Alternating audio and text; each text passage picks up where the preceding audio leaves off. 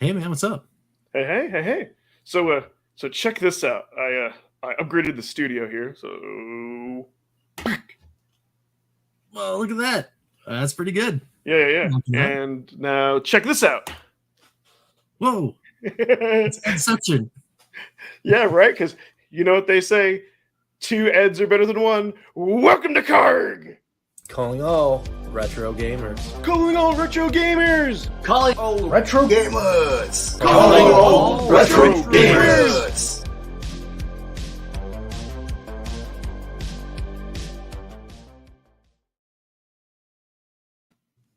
What is going on, everyone?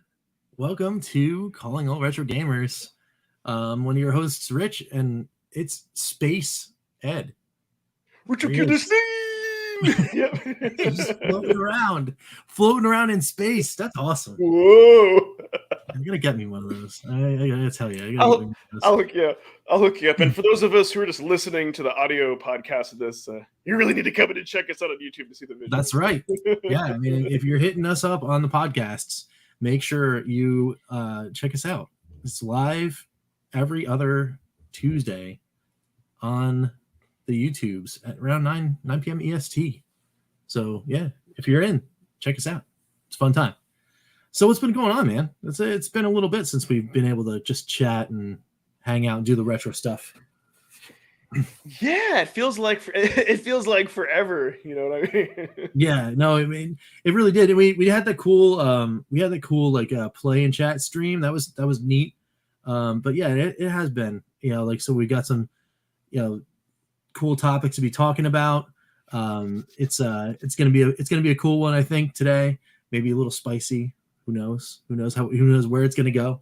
But yeah, no, it is good to be back and having some cool topics to talk about. But I must say that game and chat was pretty neat. It was fun. I liked it a lot. So I think, I don't know. I mean, we got to get some people in the chat to convince us to do it a little more often. But maybe we'll have to do that again. I need to figure out a way that I can like put this up on screen in the screen. Oh, yeah, that'd be kind of cool. I mean, you could. I mean, there is this thing that I just dropped all over the place. We're a live show, everyone. There is this. There is the Retron. That's a nice controller. You can get yourself one and then pop that bad boy right in that slot there. That'd be kind of cool. I've been speaking of things in the intro and chat segment. I've been finding all sorts of things about this lovely device right here, the Game Gear, and I have been adding many cartridges to my collection. That is that Shinobi? That's Shining Force. We played that in the play there, and there's Defenders of Oasis right there. Oh, you got that? Yes. Nice. They had a copy in Retro Classics in Somerville, New Jersey. Shout out to them. And that's a great RPG. So what are they still average like $5 to $10 for a loose Game Gear cart, pretty much? Yeah, I mean, well, with the exception of Defenders, Shining Force, and Axe Battler, which is this one here, they're all around like between $5 and $10. You can get them, and some of them are even cheaper. Like my copy of Joe Montana, I think was $2. Yeah. It's like you can't go wrong, and it's basically more Master System, and that's what I've been. It's the one thing that clicked in my head. I'd gotten to borrow a Game Gear a long time ago. Never owned one on my own, but I got to borrow a Game Gear from a buddy of mine. And I loved the experience of playing it, but my brain never like made the connection. Oh, I like these games because they feel like Master System games. I just never made the connection. And I just went back to loving my Master System that I traded with the same friend that let me borrow that Game Gear. And then I never paid attention to Game Gear at all. In fact, I wrote it off after I had my time with it because it is the battery drainer, that system. Like it was just so cumbersome to use. I was just like, the heck with this Game Gear thing. And it wasn't until after the flood, right, that I was like, well, I don't want to pick up another copy of Joe Montana Football on the Master System because I think that was one of the cartridges that kind of like survived, sort of. And I want to do something with that. Like, spoiler alert for the channel later. I want to do something with that. So I was like, you know what? Let me see if there's Joe Montana on the Game Gear, because it's another slot I can use with this 3-in-1 adapter, and I never used it before. And lo and behold, yes, I got the Joe Montana football. We did the cool Super Bowl thing, right? But as I'm playing this game, I'm like, oh my goodness, it is basically another Master System. Like, you know, it's a little stripped down. I like the Master System version a lot better, but I was like, wow, what other games are they? And then I started looking at stuff about Golden Axe Warrior, stumbled into Axe Battler, and then like boom, now we're rocking and rolling.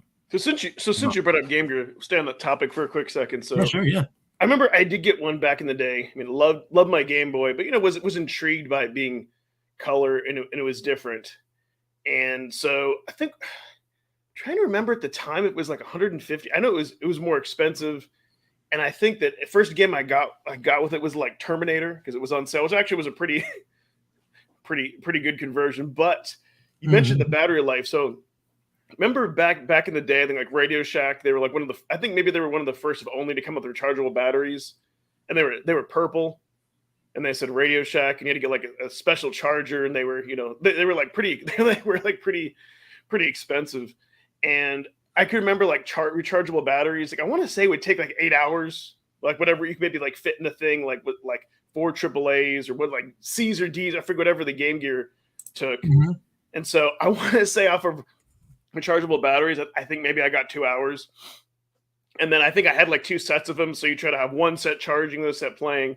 And then I remember, instead of getting my next game, first thing I got was an AC adapter for like $15-$20 because you had to. And then I got Streets of Rage, which is a pretty cool port. But so here's a fun game that you have to get just because if you're looking for a good bad game, you need to get Mortal Kombat for Game Gear.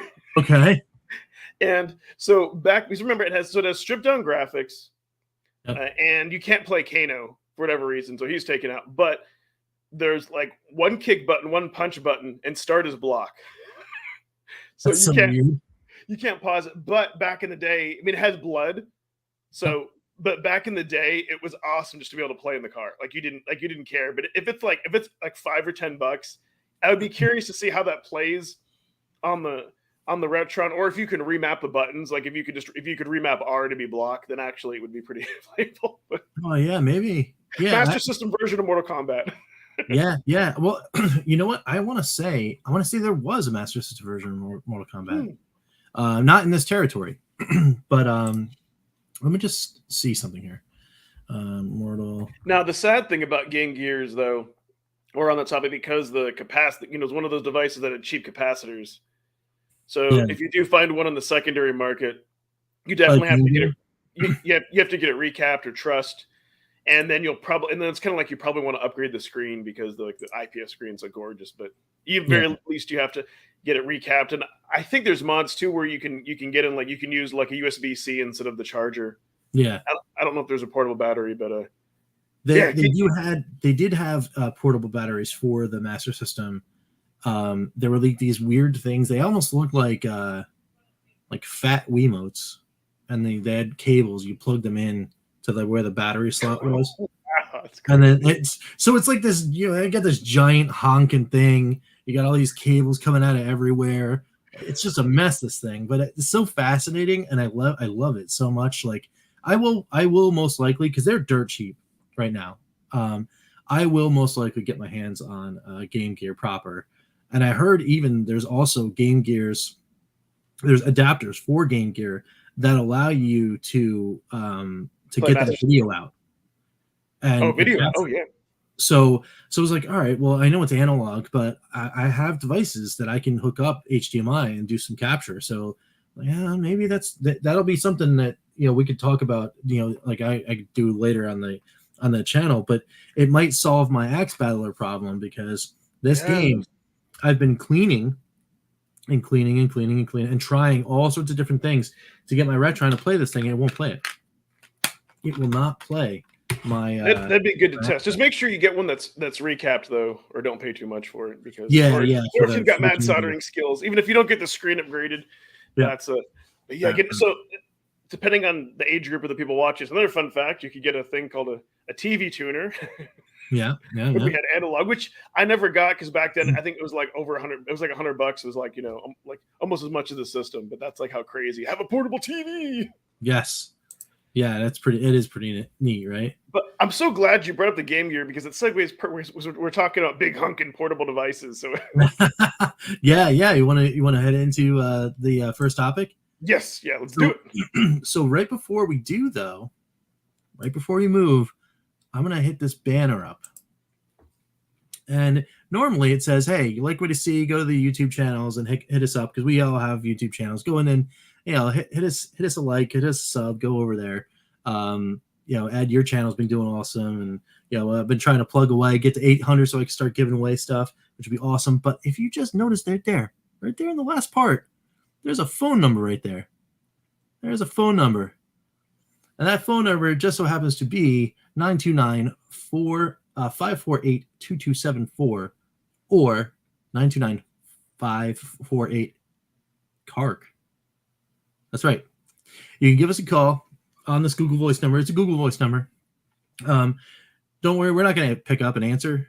Not yet anyway, because we have to figure out how that works. But give that number a call and leave us a message while we're talking about our topics, and maybe you will have your voice heard on this very show.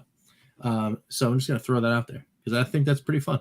Wow, it's almost like we're a real podcast now. Yeah, a little call-in action, right? Yeah. Why not? Yeah. I just got to figure out how it all works, and of course, please no nonsense in the message. Yeah, we're going to screen them. We're going to screen them, so no nonsense in the messages. But yeah, I mean, if you want to hop in and have your voice heard here on Calling All Retro Gamers, you could literally call us Retro Gamers and talk to us, which would be neat. So, Steam Deck, hype or bust? Ooh. All right, so it's a topic that I picked. Hey, go ahead and share the image of the Steam Deck. Oh, sure, yeah. Let's do the share screen action.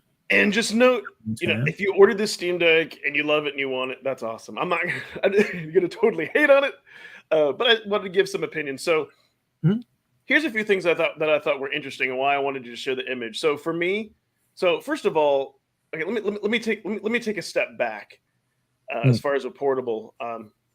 This, while technically you can bring with you, I think it's more meant to play on the couch. But for me, kind of like looking at it, so we're gonna go over the pros and the cons. I think I have to go over the cons first, which is the opposite. But hey, Christopher Westerman, he just joined in. All right, sorry. Hey, what's up? What's going on? Evening. Stay focused. Okay, so the first thing is kind of the size, but here's to me what was more off-putting: the fact that you can see how the D-pad is like way in the up, like left-hand side, and then the buttons are in the right. And then I get because it's a PC. Right below the analog sticks, you have the mouse. So for me, I don't. To me, that looks very uncomfortable. that just looks kind of weird. Yeah, actually, seeing that on this thing, it's until you point out that that it might be a little weird to have the analog, the D-pad, and even the buttons just crammed straight up on the top of this thing. Yeah, that could be a little weird in the feel. Yeah, so here's the other thing I think which is weird about it is that it's kind of a strange thing that this exists, and I'll explain why. When you're speaking from experience, when you're a hardcore and you're a PC gamer, you want to have that special mouse, you want to have that special keyboard. PC gaming, you're having everything customized. That's the idea. And especially like if you're playing something like Call of Duty, you're not going to be using that. Well, you're not going to be using this. I know the commercials, they say you're supposed to be accurate, but if you're playing up against other people who are going to have the setup, like the perfect keyboard and mouse, and unless for some reason this thing is just amazing, it's going to be difficult to keep up with those people. That's why when I did play it, I liked playing it on a console. Like you want to play it on a PlayStation or an Xbox or something where it's fair.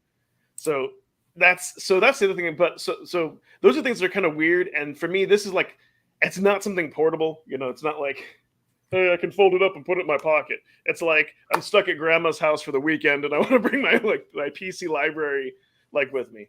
Mm-hmm. Or I want to hang out with the family. So here's another test case for it. You can get a dock and plug that in. And I'll say for this, my wife was a perfect test case for this because she likes Age of Empires, which is only on PC. Mm-hmm. I don't like it's one of those weird Microsoft franchises. I don't think they've even brought to Xbox, and we played 2, but to play 4, which is the latest one, you can't use an existing PC. You have to have a pretty hefty graphics card. And so we kind of looked into the costs, and with chip shortages, I think a semi okay PC was still $600, but that was with the built-in Intel. It was nothing great, so still not worth. And so I asked her, I'm like, hey, what's something I do for the fun of it? This solution work work for you? And she's like, no. She's like, I want to play it on a real PC. I want a real mouse and keyboard. And so for a strategy point and click game, you need that. Right. So those are the cons. These are the pros. Then kind of other than the cost. So kind of interesting. And I guess the other con for me is the fact that it's still a PC that runs off the Steam library. I know they're going to work some magic to get the games to work. To get the games to work that are PC only. I forget what that's called. So you may have some issues there.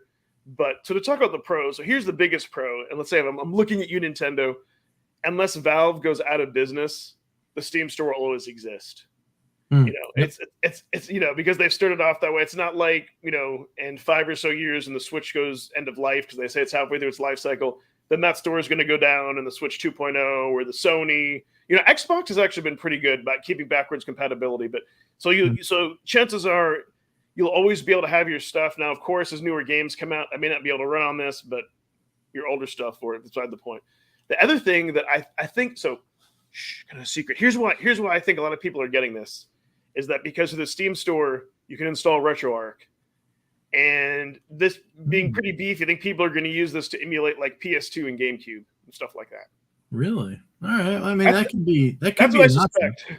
That could be an option. I mean, and Valve tends to be leans towards the more adventurous side of things, shall we say, in allowing that kind of stuff on the platform, whereas a lot of the other big three, they frown upon that kind of stuff. I mean, they don't want to deal with emulation or any of that kind of stuff, and you can wind up getting some stuff in the Steam store that'll wind up helping you out. And having a RetroArch build on a machine that has that much power to be able to be capable of doing that. I mean, that's it's worth a look for those in the retro community for sure, even to do that. The only thing is, and now that you mentioned it, and a full disclosure, I've got one. I put my $5 down.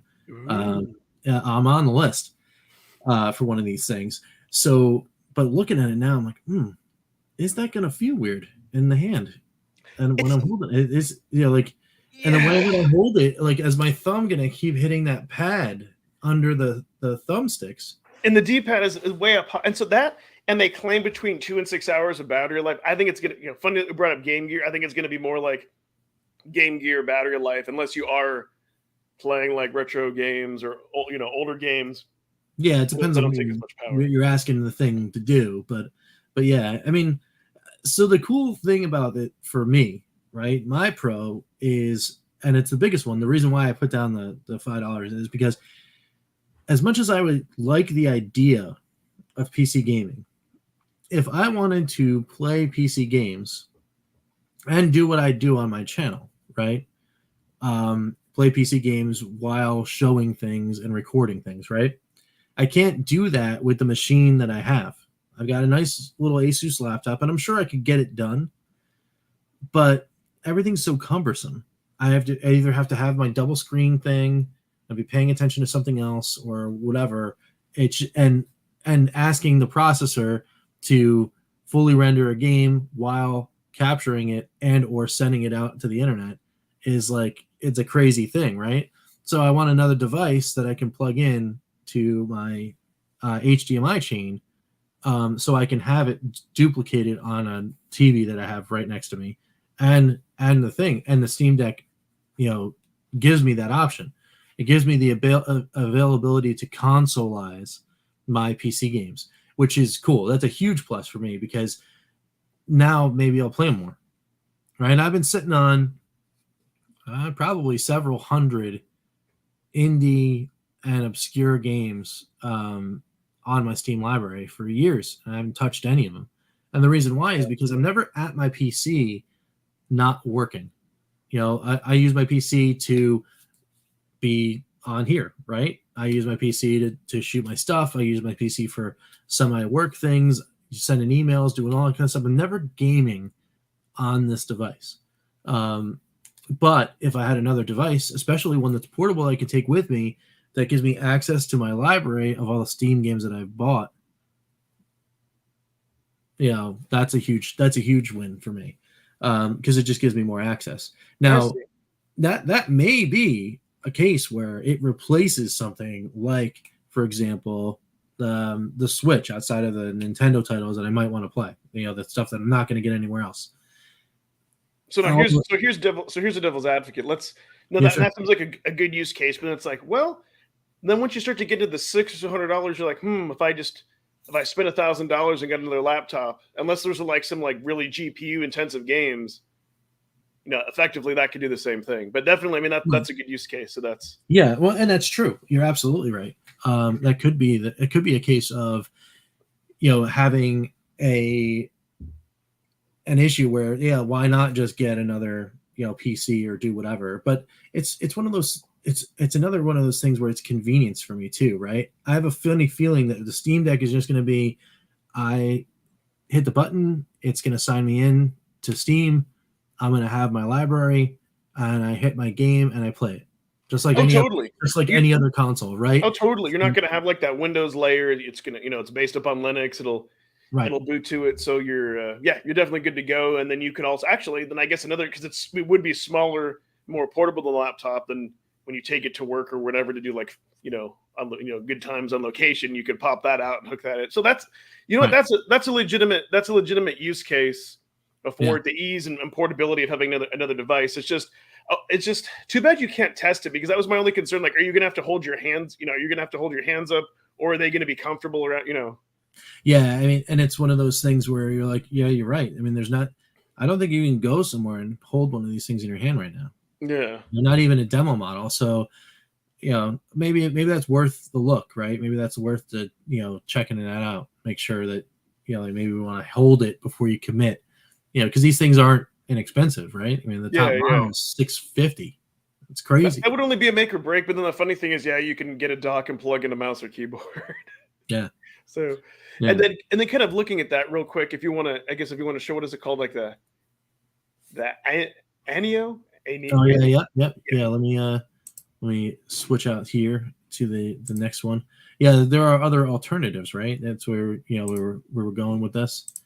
What is this? The Anio. This guy right here. Oh yeah, and if you just joined us in the chat, speak up, say hello. So we can absolutely. Recognize you. Come on in. Get some conversations going. So I guess there's some differences between the Pro model and that. And I think this one can do more. Like, I think you can like load Windows on it and you know, anything else, which is pretty neat. But what I do like about these devices, at least, it's paving a new market, kind of that portable PC non-laptop gaming market. RetroKillDashNine! Just for you, Ian. Nice. Just for you. You did it twice this week, Ian. What's going on, man? Welcome to the show.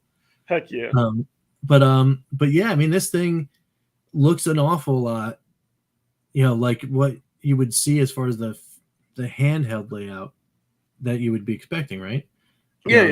With the offset analog sticks, you got the D-pad right there on the bottom. You got your 4 buttons. You know, much more close to a Joy-Con. Yeah.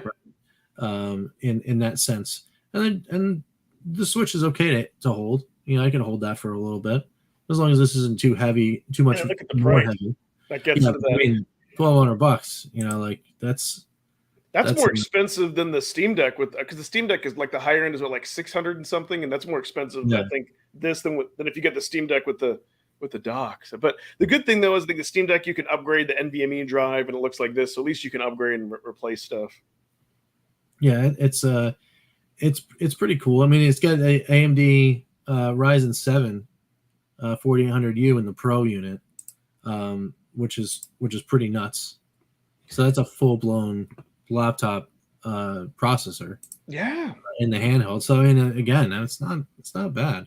So there's another good thing too that I like about this is that, so first off, let me just say I don't think this is going to eat into the Switches market. It's not a Switch killer. I think that's a bunch of BS. People say like it's its own separate thing. Oh, the Steam Deck? No. And it's different. But here's what's good about it though, is I think this falls into the market, with those like Chinese knockoff, like Android or Linux based handhelds. Because some of those like higher end ones are around like $300. I can't remember the name of it. What do I want to say? Zeus? No, that's not it. But you can play like GameCube and whatever. So what I like is it gets into that. The Anbernic, right? Those guys. Yeah, that's one of them. And there's another why do I keep wanting to say the Odin? I don't know. Maybe that's it. But the thing that I like about this is it starts to get into that space, and this is just the first generation, and eventually we'll get through this chip shortage. Who knows? Maybe a couple of years now, but things will come back to normal. Right. And over time, it'll be great. It'll be great competition. So that's the good thing that I like is maybe 3 or 4 years from now, maybe you can get something more powerful than this for like $200. Then I would be interested. Yeah, I mean, and that's usually the case of things, right? The more things get advanced, this is the definition of early adopter stage, right? No one's done a truly portable handheld computer before, and here's your entry models are all insanely expensive and kind of cool, and we'll see what happens, right? Like I said, I'm still in. I got my $5 down, and they say that they're going to come for me in Q2 for the rest of my pre-order stuff, and I'm like, we'll see what happens. More companies should do that. Like a wait list.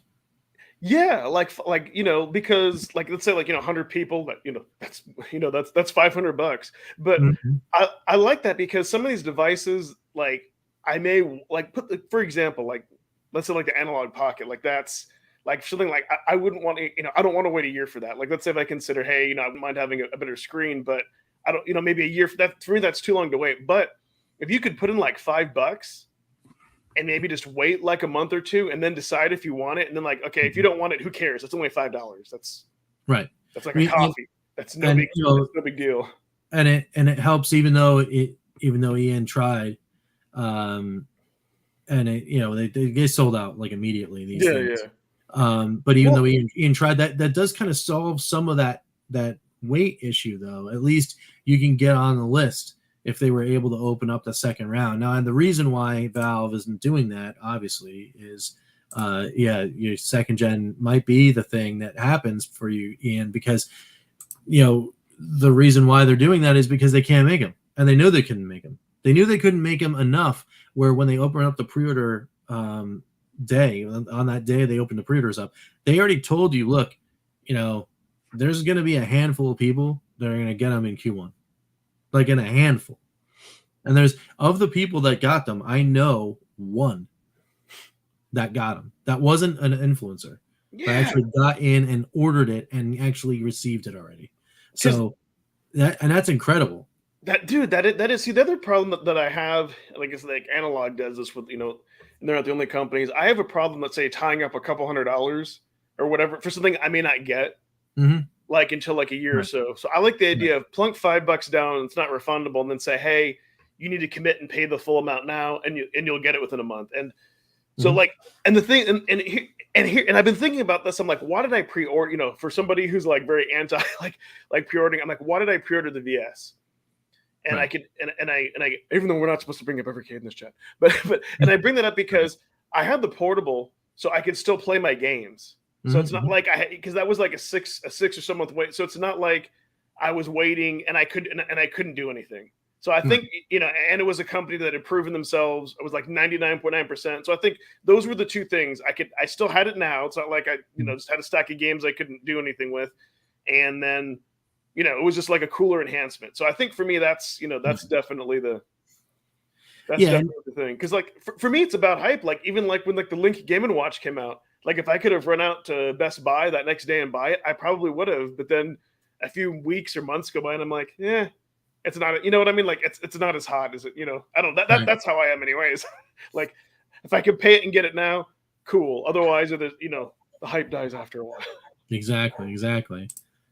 Yeah, no, and it was only $5 down, right? I wonder if they charged immediately.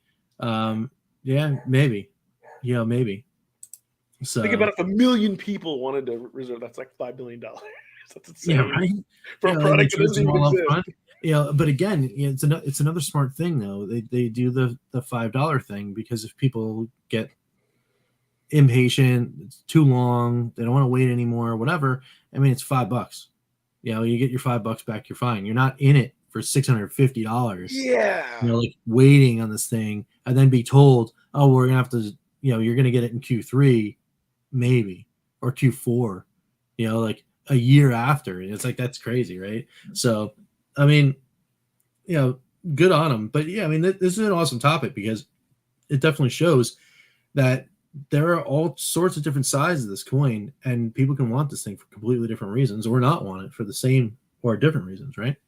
So to answer the question, so for me, I think it's good for the industry. Is it overhyped? Yes, I think it. It's kind of neat. It's cool, but I think it's like it's not like it's not mind blowing like when the Super Nintendo came out compared to Nintendo. Like it's not. Maybe nothing will ever be, but you know what I mean. Sure. Yeah, and I see it as a very intriguing entry into the market, and yeah, I mean, I've got some hype for it because there's so many games, right, that have just gotten completely left behind for me that I went and checked the little, you log into Steam and see what games are already verified to work, and I'm like, oh man, there's at least 20-30 games on this thing that I'm gonna have day one that are in my collection already that will work, and that's of a pretty small list. Because there are only 300-400 games that already work, but I own, what is it, 20% of them, and I'm like, okay. So you know what?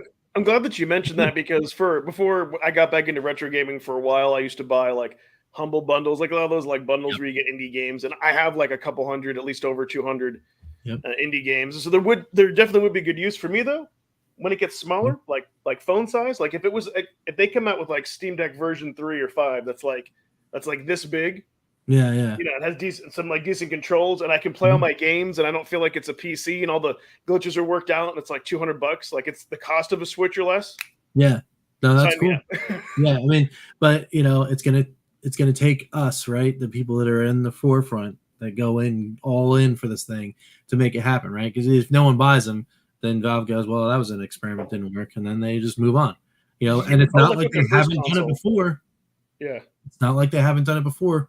And that's why I laughed at this initially. I was like, oh, Valve is coming out the console again? Yeah, I mean, the Steam box was a thing, and then it wasn't. And the Steam Link was a thing, and then it wasn't. So you know what would tug at my nostalgia strings and would probably get me to buy a console, or even if I had to like sell my PS4, if like Sega magically came out with another console, even if it was like digital only, I wouldn't care. I'd be like, take my money. Tell me about it right now. Like, they came out and just so happened to be like, oh yeah, you know what we're going to do? We're going to give lots of love to all those SG-1000 and Master System and Game Gear games that we've been like thrown to the wind, and I'd be like, yes. Money. Yeah. Unlike Nintendo, they just had all their back catalog of like Genesis and Master System games. Like if they did a VCS type thing, like every Friday, boom, for a couple bucks, we're gonna really, dude. That's what it said. If it was digital, if it was like digital only, but like it looked like either the original Master System or like the Gen 1, like Genesis, something like very nostalgic like that. Then be like, dude. Well, speaking of that smells like a segue. And a segue into what retro systems may need a visit or a revisit in this modern era. And I mean, that's right now, slam dunk would be, for me, it would be Master System, like just immediately. And then just like Master System Game Gear, right? All that obscure stuff. Like come out with something that is modern. That either that like and convenient, right? Put out the store again and just start re-releasing. Maybe even updated ROMs that have a little more tweaks, a little more colors or something like that to the palette. Like little remastered sound. Have some sound engineers to redo some of the soundtracks for some of those early Master System games that the sounds are like or you convert it so that it can read the FM track that was on the Master System games instead of the instead of the PSG tracks. I mean, that'd be kind of cool. That'd be really cool. Mr. Westerman. Yeah. Also this. Also all of it. I kid you not, there are some like fantastic shooters that like they're really rare on the Saturn that go for like hundreds of dollars. Yeah. But if they released it, so I know they're not going to do physical media. I mean that would be the dream. But even if it was if it was digital, if it was just digital only, and if you could get if you could get their old if Master System game, like if it was kind of like how the Wii Store used to be, Master System games were between $199 and $299. Let's say Genesis games were between like $4 and $5. Dreamcast and like Sega Saturn were like $9.99. Yep, that would be. And then they could come out with, and then dude, they could come out with new franchises. Like they could continue Shining Force, Altered Beast 2. I don't know. Yeah, Golden Axe Warrior 2. Another Lunar. Yeah, I mean all of those things. Like.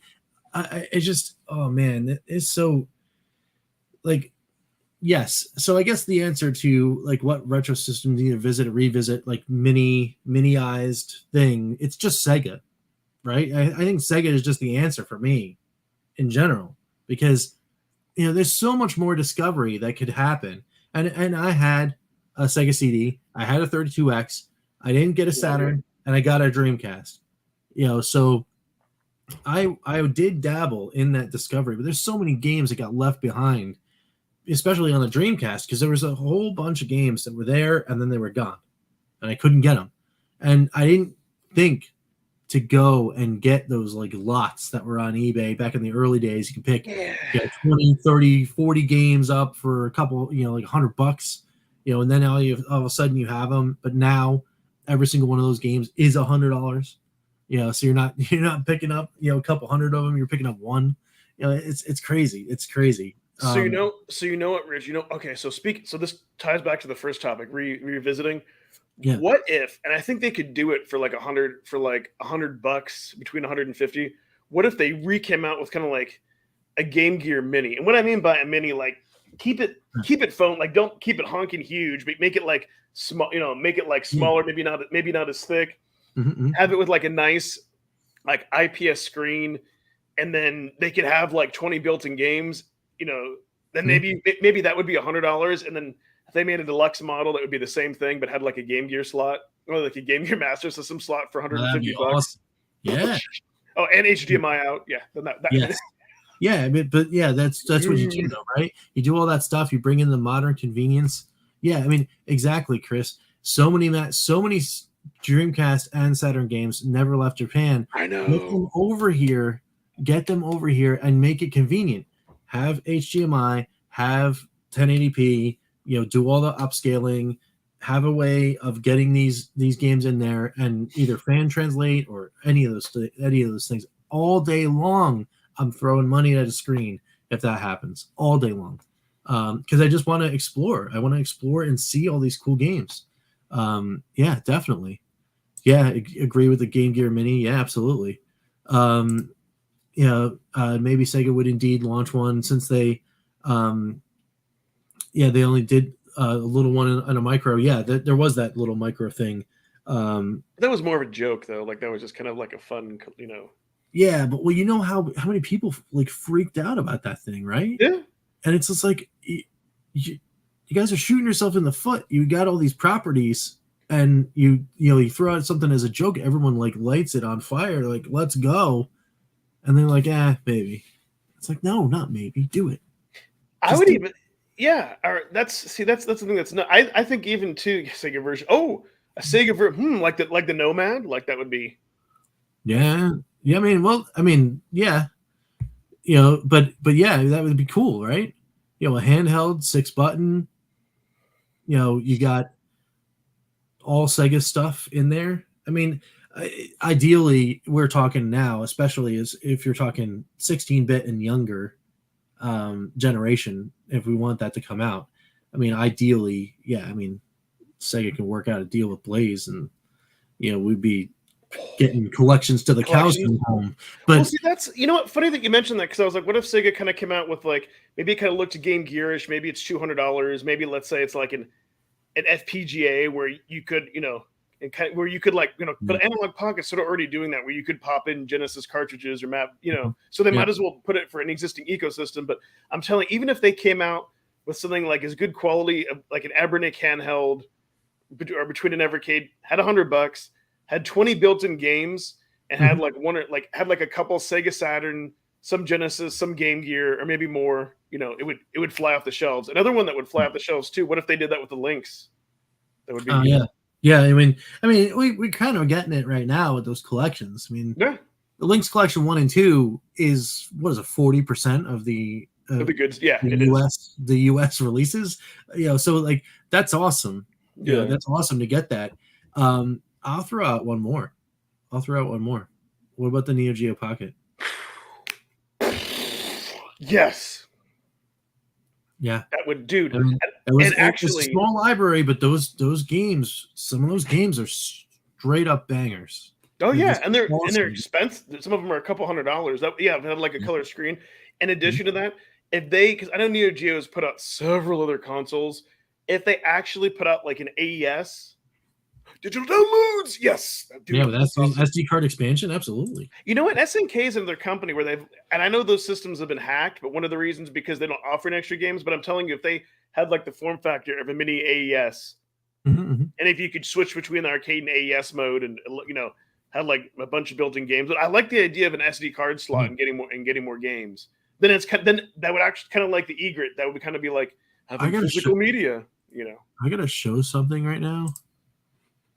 And it's just me realizing that you have that moment sometimes where you're like, oh yeah, what if you had this one game and you didn't realize you had it, but you wound up having like one of the most expensive games on the system of all time.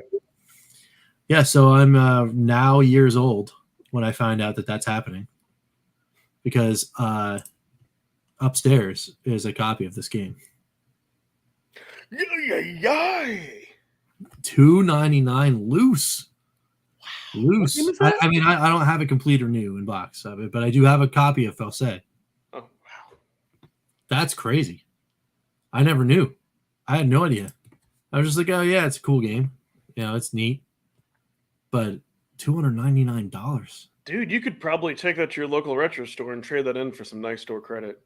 Maybe, but you could probably get at least $200 in credit for that. I wouldn't want to let it go though. Like it's just like, Metal Slug's second mission. Is there another Metal Slug? There's first mission. Yeah. And that's it. It's first mission. Well, that would be great. But then, beginning into your point, if they released a couple of collections, on something like that, an Evercade, that would probably do it justice. But if not, having that be a handheld. Yep. Yeah. I don't think I have. And you know what? I remember there was a time where nobody wanted the Neo Geo Pocket. You could get that in like 3 to 5 games for like $100. I remember people were trying to get rid of them off of eBay, but I was like, well, and that's when I got one. I got the. Is there a specific? Oh, do you actually have the console or just the game or both? I have the system. Yeah. I've got okay. Oh, then definitely keep it. I've got the crystal one. Oh, okay. So I've got that. I've got False. I've got like 6 games. I've got that. I've got False. I've got I have SNK vs Capcom, Card Fighters Clash. I've got Match of the Millennium. I've got Dark Arms. That's a good one. I think Classic Gaming Pete did a. Wasn't that one of the ones he made a video? But the Clash Fighters. I remember playing that in emulation. That's a pretty good one. Yeah, I've got I don't know. Do I have the Capcom version or do I have the SNK version? There's 2 Card Fighters Clashes. I don't know which one I have. I have one of them though. Oh, And I've you know what you got, need to check? Because that console has like an internal like hearing aid watch battery. yeah, You need to make sure that hasn't like corroded or anything. yeah, that's true. I should Like check if that. nothing else, take it like take it up. But the only downfall of that like original Game Boy is that you gotta have a light source. But you can always get it modded too. That's true. I mean, Dude, that would be the awesomest portable console. yeah, I mean, but there you are. There you go. Right. This is rife for. I mean, it's not a huge library, right? And most of these that are licensed to SNK. So as long as you get the SNK license, boom, that's it. No. So I have Yeah, better hang out and watch the Brizz going. Yeah, I have a that's right. confession to make here for those of us who maybe just joined or not. So, and Rich can attest to this. So, for those of you who thought that I was acting weird because this is wine, this is just sweet tea. I act this way normally. So, little fun social experiment. It's all good. It is all good. Yeah, no one asked me what you're drinking. So, that's just like that's so wild though that we had that topic, and I'm like, let me just go to price charting and look it up, and then like the very top game is like I got that in the drawer upstairs. you need to do sometime to do like you should show that off. Do a quick video, pop some like. It'll only take like 2 AA batteries, I think. Yeah, and it's oh yeah. Do you have it right here? Yeah. It is. Oh, okay. I said, ooh, I don't know if I've seen that. That's awesome. And I've got Match of the Millennium in it. Oh, wow. Okay, so you had a bunch of okay. Before I thought you just said you just had loose cards. Yeah, no, dude, hang on to that. Make sure there's no batteries in it too. But like, well, I mean, I had put batteries in it. Oh, but like, there's the system battery that like in the corner that I think you can just use a screwdriver and pop it off. Yeah, that's awesome. Yeah. I love this game. This game is awesome. It's like the chibi fighting game. It's really neat. Dude, you need to find a reputable modder, have them put in like a. Yeah.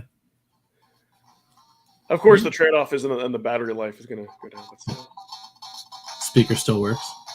That's awesome. Yeah.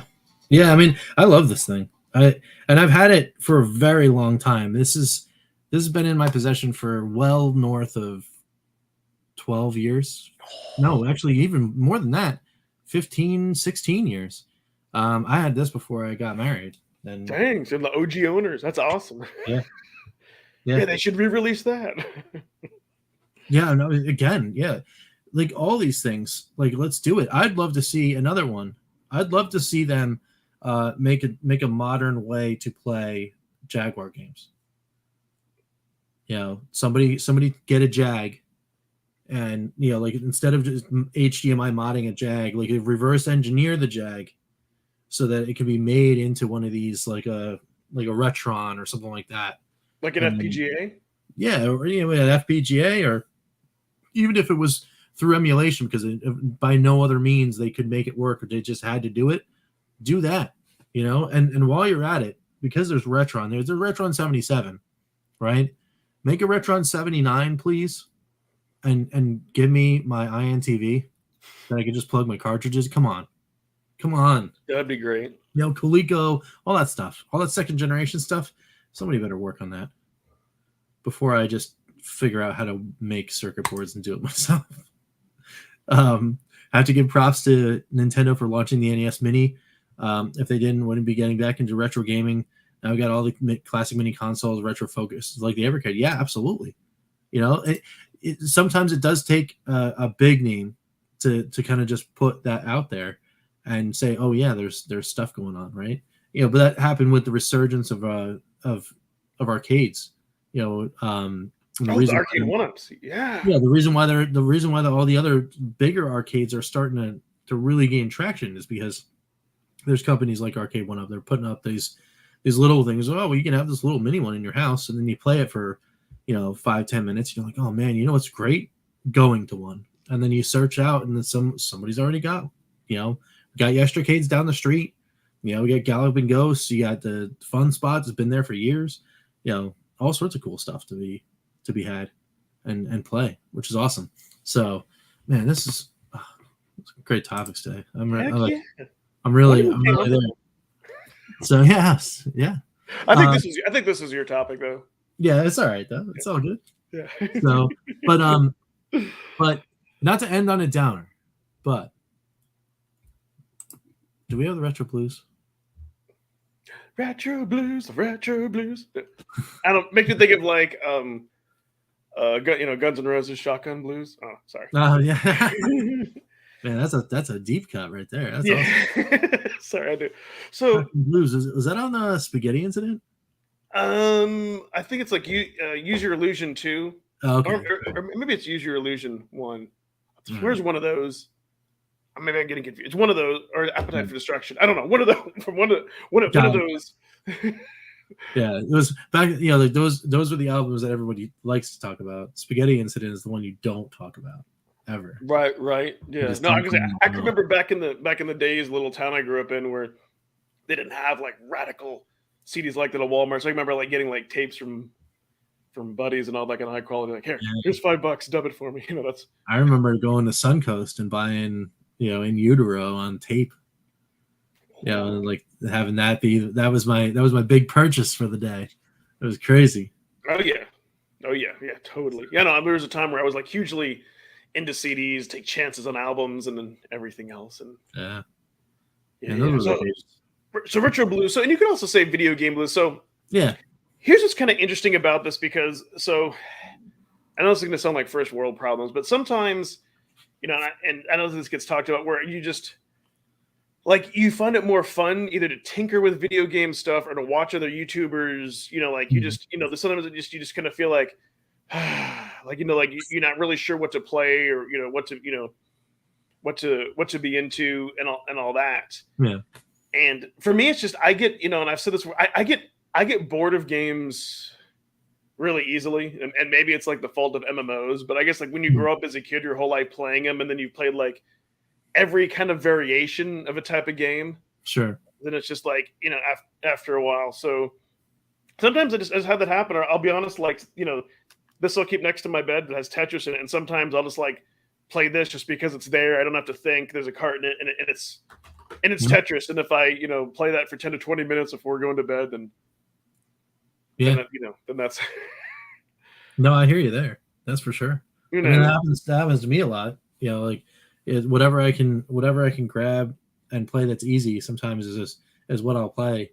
And 99.9% of the time when I'm not in this room, it's my phone, because it's just always there, right? It's always in my pocket. But as far as retro blues goes, besides Chris's awesome comment right here, I get the blues every time I look at my bank account after ordering Saturn games. Yeah, sure. Yeah, I agree there. Man, those Saturn games, when you get the bill for those, they'll definitely cause you some blues for sure. But yeah, for me, I'm in the retro renaissance, right? So right now, I don't think I have retro blues. Now, did I have some retro blues? Yeah, there was a time before I had this renaissance of the retro, right? There was a time I actually did try to go back.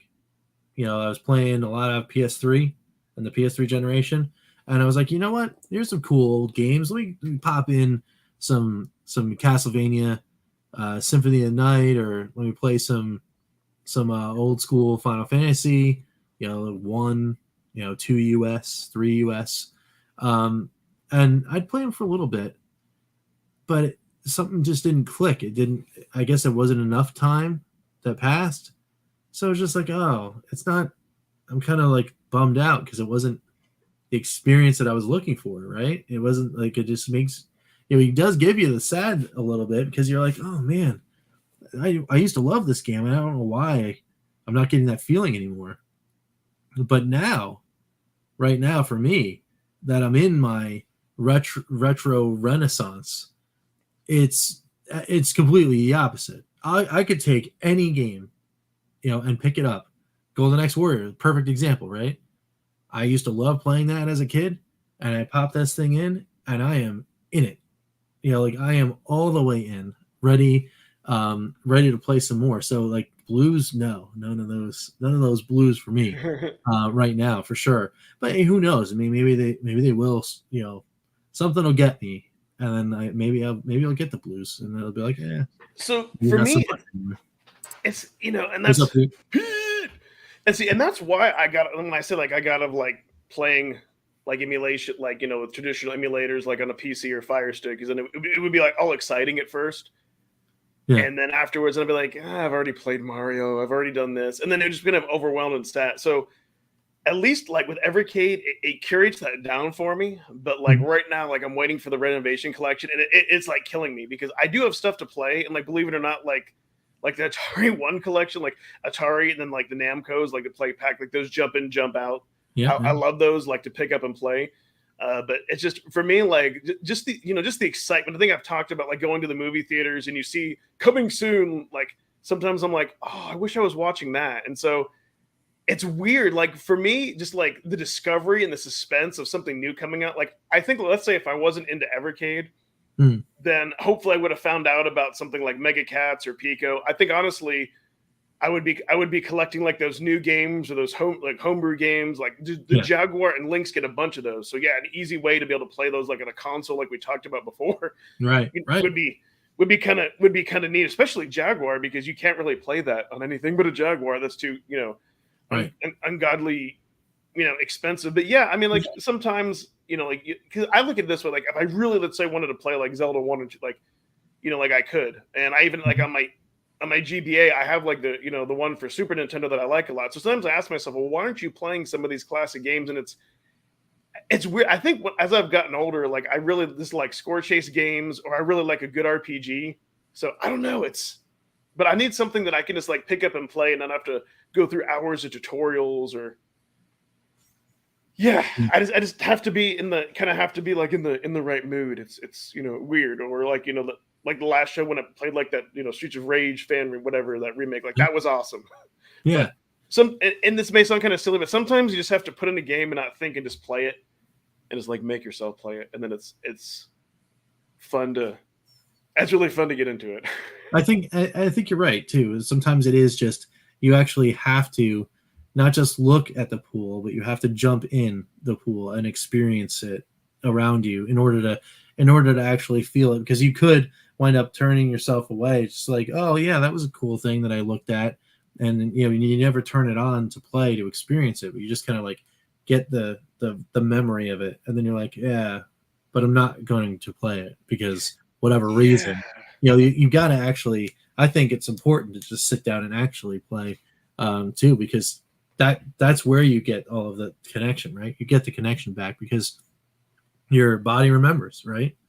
Yes, and that's what I like about physical, about physical media, because these I just have like a bunch of these carts in a pencil case, and it's just fun thumbing through them. And I think for whatever device you have, you just put in the cart, you don't think about it, you turn it on, you go. There's no firmware to update. There's nothing to do. Versus like even sometimes on my PS4, if I want to play like, let's say like the Castlevania or Mega Man or Contra collections, because they're digital, you can still get lost. Or maybe sometimes you have the same thing with the VCS. Like there's almost like too many. There's like too many choices. So at least if you could pop in a cart with a collection of games or a game, then you're like, or a CD or whatever, then you're forced to just, you're forced to play it.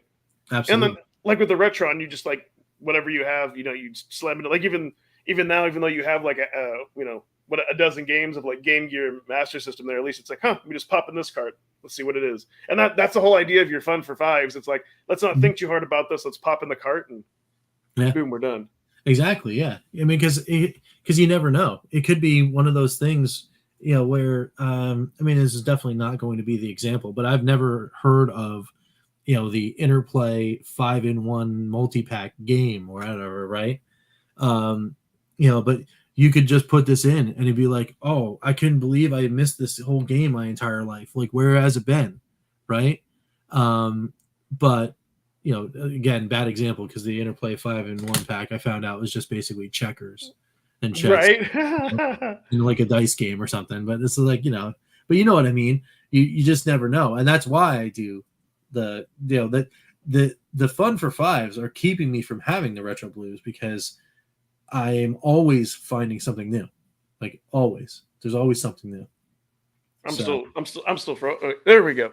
Yeah, it's weird because you're there and then sometimes you freeze but then you come right back and it's My CPU was pegging out at 100. Like I had to close out my other YouTube tab.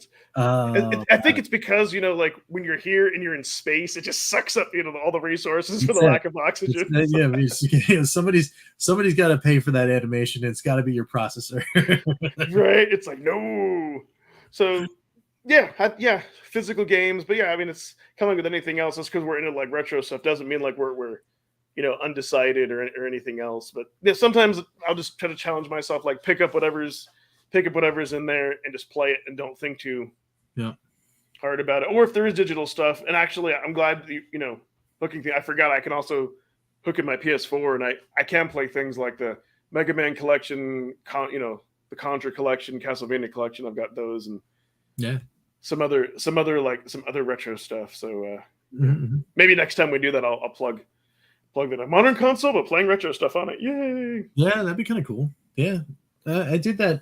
Well, I didn't play a retro game, but I did have I broke out my PS3 that I had that I didn't realize I still had, and popped that in so I could play Uncharted. Or actually, another thing I can do too, is I can dig up my soft modded Wii, because on that you can play GameCube and you can play some of those exclusives like Contra Rebirth and forgot about that. Yeah, that's cool. one thing I think people forget about is that if you have like the first Wiis that came out with the GameCube port, I mean, for all intents and purposes, it's a GameCube. You can play that, and there's some of the better like N64 games, and if you're going through the channel, and I have mine set up too where I don't even need to use the Wii remote, like it boots right into where you can use the GameCube controller. That's awesome. Yeah, so it's the soft mod. It's not too difficult to do that, and I do have one of those adapters. But then again, I think once I got it customized, and I was like, I don't want to play it anymore. So it's kind of yeah. That'd be an interesting topic for another week, right? Yeah, like is there a point where you do you get excited about the mods and then the luster just goes away because you completed? We need to add that to the list, and one place where that's very popular. Like if you, I don't know if anyone who's watching this watches Retro Ralph, who's big into arcades, but he'll find them, he'll restore them, and if like somebody wants one bad enough that he's not keeping for himself, he'll sell it. He'll sell it cost because he's a preservationist. About like save the CRTs, save the original cabs if you can.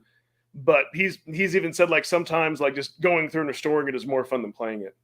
So I think I think with some people doing the restoration, which I think that's perfectly fine. Just for me, what I didn't like when I was into like playing emulation off my PC or any other device, I was spending more time organizing, which sometimes it was fun, sometimes not.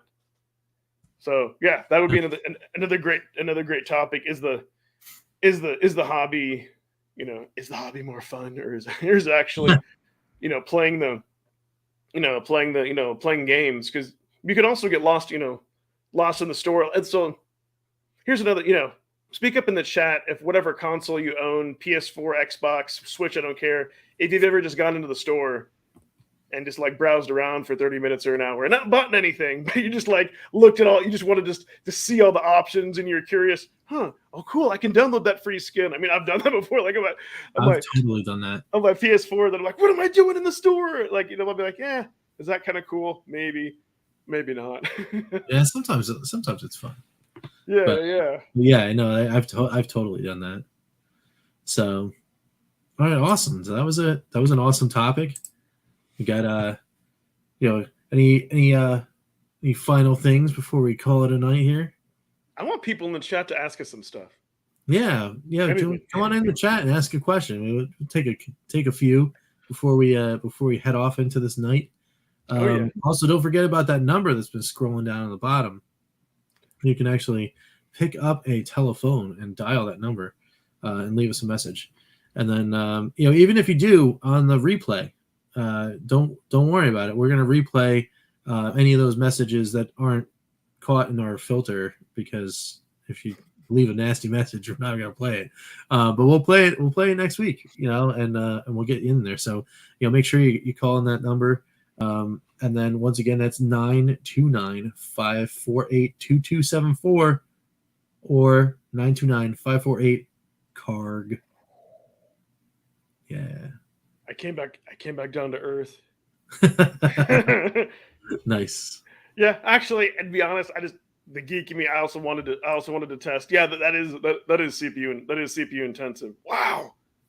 Now my CPU was getting pegged around like in the 90s to 100. Now it's down to like 50. Wow, 58%. So crazy. Those things over time are CPU intensive, but they're cool. Animations, they'll come get you.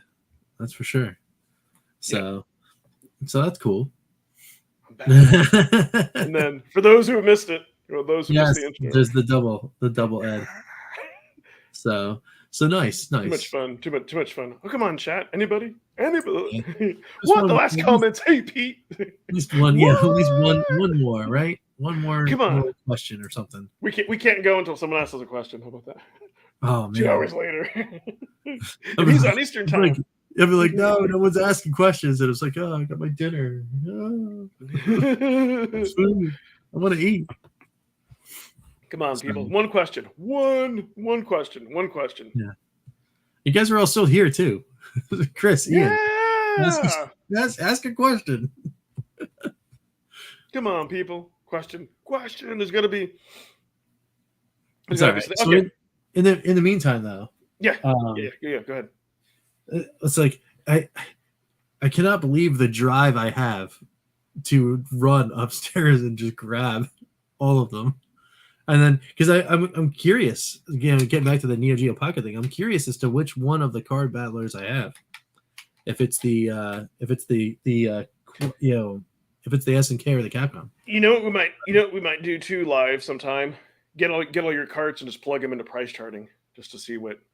I'd be so curious to see if you're sitting on some gold. Oh, Ian Hobbies, and Christopher, we got 2 questions. That's 2 or new retro Sega system.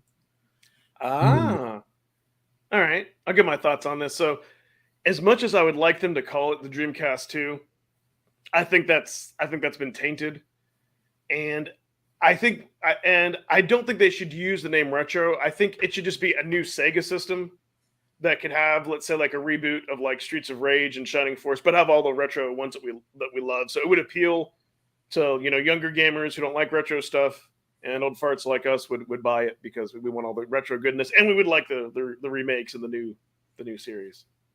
Yeah, so I guess I would lean into. I mean, you could, in my mind, I think you could market it as Dreamcast 2, and people that are in our generation would just throw money at the screen. But I would say, then like do a new Sega system, but the Sega system that knows where its roots are, and that's what I really would want. It's just, like, hey, it's Sega, we're back, here's a system, but at the same time, here's all of your stuff, right? Here's all that stuff you remember, and then every time we're going to put out a tentpole title, you have all the retro stuff that's already there, right? All those old games are already built for this new system. You can play them in a really cool way, and then here's your next sequel or whatever, and just keep doing that. And I would love for them to fold in some of their newer titles too that they've been putting out on some of the other systems. Valkyria Chronicles, like that kind of stuff, and put that in this new adventure, and then give maybe an exclusive. Then you start pulling some of those people that are from the new into that. That'd be an awesome idea. Yeah, heck yeah. Yeah, I would totally dig that. That's an awesome question. Thanks, Chris. Whew, now Rich can log off. No. Well, so Ian's got one. Ooh. Should Evercade launch a handheld with different orientation, like Game Boy like orientation? Yes. So this to me is like a true portable. You can fold it up and you can put it in your pocket. And so like if you just had advanced games that even I've even kept it like this in my pocket and it's fine. If they came out with an Evercade console that had USB-C charging, had like a IPS screen, even if it was smaller, I would put it in your pocket. I would love it. And I would actually be honest, it wouldn't feel as fragile to me having like the screen exposed. I would take that everywhere. Like that's a true portable. Yes. Evercade SP. Yeah. Dude, and it could be, and if they kept it between like the 100 and 130 USD price point. Yep.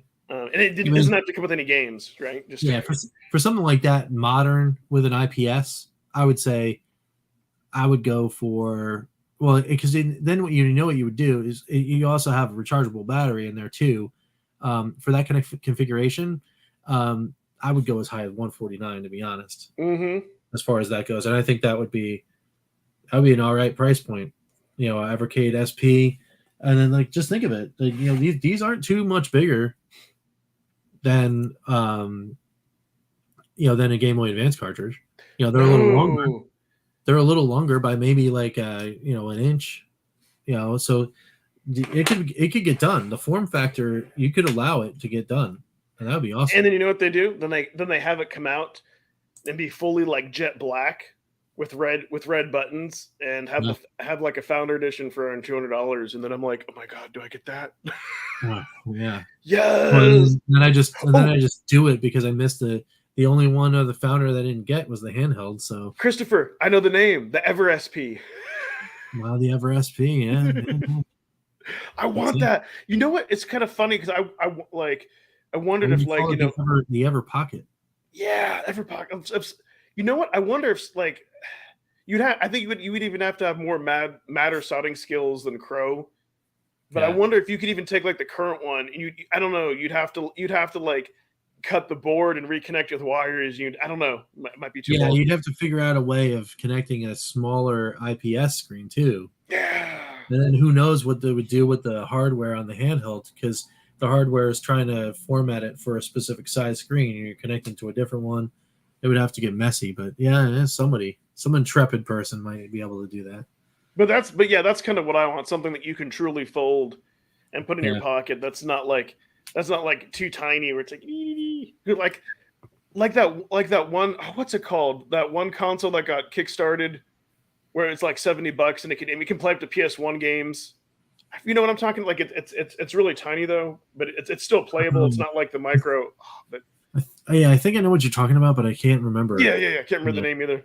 Entry level handheld upgrade with the current one pro specs. Yeah. Why not? Right. The Ever SP Pocket. Yeah. See, so for me personally, and we can continue this discussion on Evercast, but like I guess for me, what I don't want is the same form factor, but with a better screen and just USB-C and a longer battery life. Like right. That I think while that is cool, and because the purple Evercade is limited, that would be nice. But do something like a different form factor, that would be cool. Yes, exploring a different form factor actually might be that would get people talking about like, oh, hey, maybe this is, like you're right. I didn't want to hold an Evercade in my pocket because something's going to get in there and just scratch the heck out of the screen.